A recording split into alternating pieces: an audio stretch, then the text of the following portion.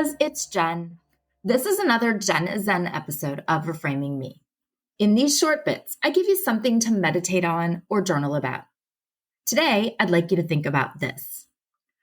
Overthinking is a failure to trust ourselves, a failure to trust our knowledge, our history, our training, our intuition. We know so much more than we give ourselves credit for. This week has been a stressful one in my house. If you've been listening to the last few weeks of episodes, you've heard me sharing my boys' high school football playoff journey. Well, it has been a long one for sure. And their team is actually playing in the state championship game tomorrow. Crazy, right? It has been such a super fun experience, but oh my God, such a stressful journey to get to this point. I am very grateful that it's an experience that I have gotten to share. My oldest is a senior and my middle has been a sophomore on JV all season, but was moved up to varsity for the playoffs. So they've both and all of their friends, they've all been on this path to the state championship together.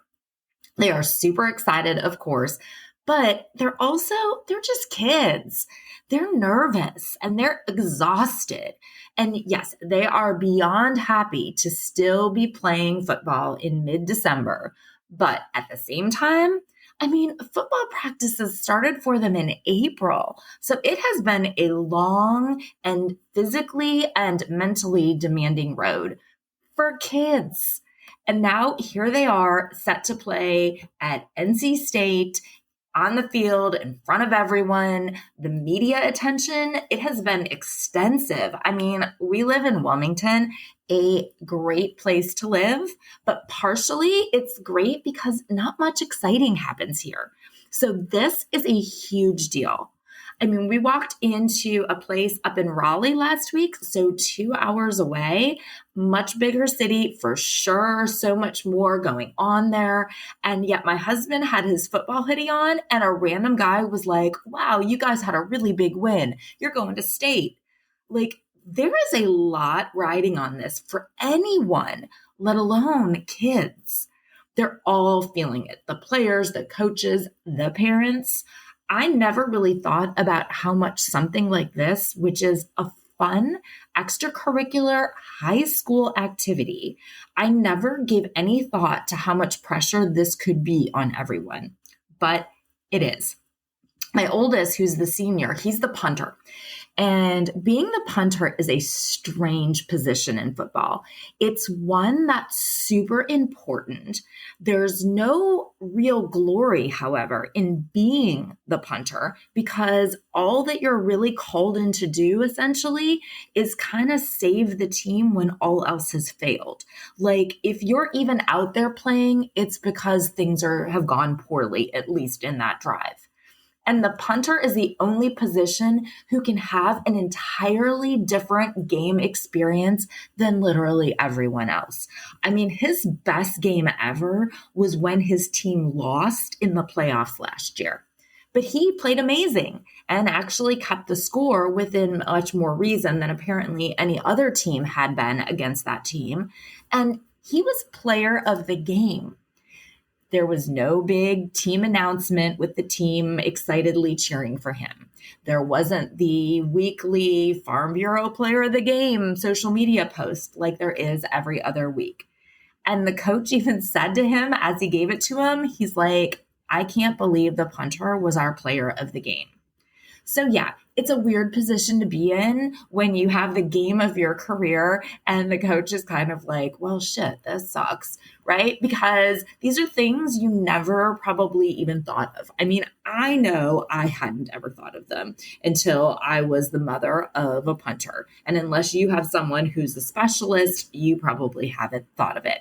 No one tends to pay attention to the specialists unless they do something wrong, of course. And then all of a sudden everyone notices. At least being the punter and kicker, their names get mentioned. But the holder and the long snapper, well, if people know your name, it means you've probably done something wrong. The stress level has been increasing throughout the week. And totally coincidentally, I'm sure he hasn't been having great practices. Last night he came home saying he did horrible. My punts were terrible. To which I mistakenly said, "Oh, so what was so bad?" "Well, imagine the worst punt that you could ever see, and that's what they were like." Okay, then it's probably better not to talk. A bit later, though, he said how one of his coaches had actually been super helpful afterwards. He told him, "You're doing too much. You're overthinking this. You're our guy. We wouldn't want anyone else out there doing this for us. You've been doing this for 4 years and you've never let us down. Don't try to do too much now. Just do what you've always done. Just trust that you know how to do it." He's an overthinker. He knows that. I know that. He comes by it very organically because I am a huge overthinker. I am a terrible multiple choice test taker because I will think about the answers until I have talked myself into any of them being right and all of them being wrong. I will lie awake dissecting all of the possible outcomes of something until any potential positive outcome has been completely disbanded. I will think about the spelling of a word or look at the font choice I've used until I no longer even trust that it's actually a correctly spelled English word. I will think about what I am going to say in a meeting or in a presentation or in a podcast until I am sufficiently certain that I have no clue what I'm actually talking about. But I am getting better. I am working on this because overthinking truly is actually a failure to trust in ourselves. So we really can't stop overthinking, but we can start trusting ourselves more. Self-trust is something that many of us could use a lot more of, because trusting ourselves is truly one thing that has the power to improve just about every aspect of our lives. If you can trust yourself, you can have the confidence to take on any challenge. You can make quicker and more confident decisions. You will not even question your ability to take action, to say yes, to stand tall, and to speak proud. These actions are what lead us to what we want in life and out of life. It's been just about a year now since I finally started telling people about my podcast. It took months for me to have enough faith in what I was saying in the podcast to feel comfortable letting anyone listen. It took me a year of thinking about all of the possible things that could go wrong, all of the reasons that I shouldn't start the podcast, all of the reasons that I would surely fail. It was a full year of overthinking prior to that before I even recorded the first episode. And here I am, episode 103. And look at that. I haven't failed yet. When I know someone who listens to the show or who has listened to an episode, I have thought about what it is they really thought about it. What exactly did I say? How could they take it? How did they take it? Did they think I sounded smart? Were they entertained? Did they like it? Did they like me? Maybe they hated it. Maybe they're thinking, "Oh my God, I will never get those 40 minutes of my life back again." Or maybe they were thinking, "Bless her heart, she thinks she's good at this." In the early months, I'd listen and re-listen and even unpublish episodes because I was overthinking it. But like I said, I am getting better. I'm thinking less about what's wrong with my episodes, and I'm trusting more that I actually know what I'm doing. And yes, shocking, I know, but I'm trusting more and more in myself and more in that I am actually good at this. I've been studying this stuff for over 20 years, for heaven's sake, and I have been teaching it for just about as long, which, let's be honest, is pretty much the same thing as speaking seemingly into the podcasting void. And now I've actually been producing episodes for a year, episodes that have been very well received, I should probably include. I am learning to trust in all of that.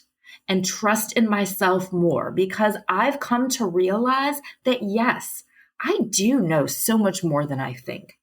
I have the knowledge. I have done the training. History shows that I can do this. Intuitively, I know what I can and should talk about because I know so much more than I give myself credit for.